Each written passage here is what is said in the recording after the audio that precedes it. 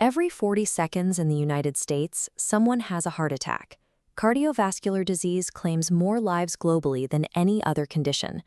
The human heart is a relentless pump. It beats every second of every day, extracting up to 80% of the oxygen delivered to it. Because it works so hard, it has absolutely zero reserve capacity. It relies entirely on its own dedicated blood supply, delivered continuously through the surface coronary arteries. Inside these arteries is a microscopic barrier called the endothelium. This single layer of cells is ultra-smooth, acting as a flawless security system for the flowing red blood cells. A heart attack rarely happens by accident. It is the final, catastrophic result of a microscopic breach in this single layer of endothelial defense, a structural failure that usually begins decades before a patient ever feels a thing. The damage starts with chronic stress. High blood pressure physically batters the vessel walls, injuring the once smooth endothelium. This allows circulating LDL cholesterol particles to slip beneath the surface. The body's immune system detects this trapped cholesterol. White blood cells swarm the damaged wall and gorge themselves on the trapped lipids, swelling into bloated structures called foam cells. Over 10, 20, or 30 years, these dead foam cells and trapped fats accumulate into an atherosclerotic plaque. This is a highly inflamed mass of waxy lipids buried just beneath the vessel lining and covered by a fragile protective cap made of collagen. Some of these plaques develop a thick, stable cap, but others grow into a vulnerable plaque. These feature a massive, soft lipid core covered by a paper-thin layer of tissue, constantly battered by flowing blood. This creates a biological trap. A person can feel completely healthy with no symptoms whatsoever while carrying a structurally unstable, highly inflammatory bomb just millimeters away from their rushing bloodstream. The trap springs in a fraction of a second. A sudden morning surge in blood pressure or a moment of intense emotional stress creates enough physical shear force against the vessel wall that the paper-thin cap of a vulnerable plaque tears open. The highly reactive lipid core is instantly exposed to the blood. The body's emergency clotting system immediately overreacts. Circulating platelets detect the torn tissue and treat it exactly like a massive, life-threatening bleeding wound. They swarm the site and stick together to form an emergency plug. Simultaneously, exposed chemicals from the core trigger the secondary coagulation cascade. This rapid chain reaction weaves a dense mesh of strong protein threads, called fibrin, straight through the gathered platelets, locking them into place. This rapidly expanding structure is a thrombus, a dark red, gelatinous blood clot. It grows until it completely chokes the inside of the artery, abruptly halting all forward blood flow to the heart muscle below. The body's own evolutionary survival mechanism, designed to prevent us from bleeding to death, has ironically triggered the sudden suffocation of its most vital internal organ.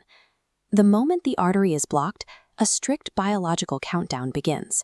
Within seconds of losing their oxygen supply, the downstream heart cells enter a severe metabolic crisis. Their primary engines shut down, and they are forced to switch to an emergency, low-yield method of producing energy. By the 2-minute mark, the falling energy levels cause mechanical failure. The oxygen-starved region of the heart muscle completely loses its ability to contract. It simply freezes in place while the rest of the heart struggles to keep beating. At 10 minutes, the cells begin to collapse internally. Without energy, the microscopic pumps that normally regulate the cell fail. Toxic levels of calcium flood into the muscle fibers, activating destructive enzymes that start digesting the cell structures from the inside out. Between 20 and 40 minutes, the damage crosses the point of no return, resulting in irreversible myocardial necrosis. The cell membranes physically rupture, and the heart muscle dies permanently, turning from vibrant red to pale gray tissue. A heart attack operates as a ruthless biological clock. If left completely unchecked, it compresses the permanent destruction of nearly 1 billion muscle cells into a single, aggressively fast sequence. As those cell membranes rupture, they spill their internal contents into the bloodstream. Specific cardiac proteins, primarily one called troponin, leak out and circulate through the body, providing emergency room doctors with a definitive, detectable chemical signal that heart muscle is actively dying. This side-by-side view shows how a full-thickness blockage directly correlates to clinical signs. The suffocation of the muscle translates to classic crushing chest pain and triggers a massive electrical disruption, a sharp ST elevation spike on an electrocardiogram. To stop the disruption, doctors rely on primary PCI, or percutaneous coronary intervention.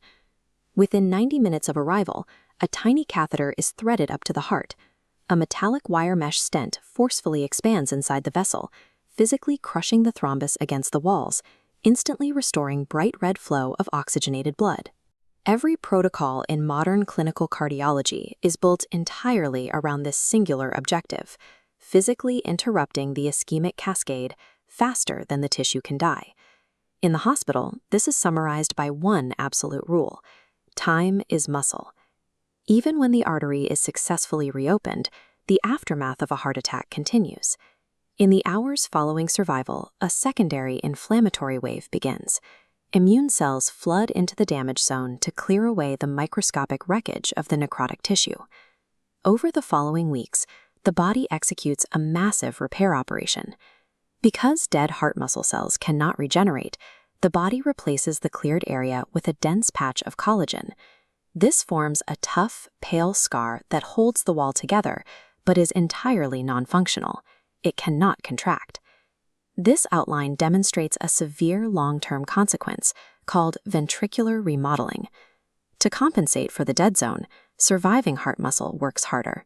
Over time, the ventricle stretches, thins, and alters its geometry, losing its tight elliptical shape and dilating into an inefficient balloon.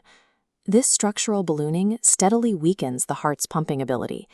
It is the exact reason why patients require strict, lifelong pharmaceutical management, specifically to halt this geometric distortion and prevent the onset of terminal heart failure. Surviving the acute rupture marks the start of a lifelong mechanical compromise. Real protection requires stopping decades of silent plaque buildup long before this biological trap ever springs.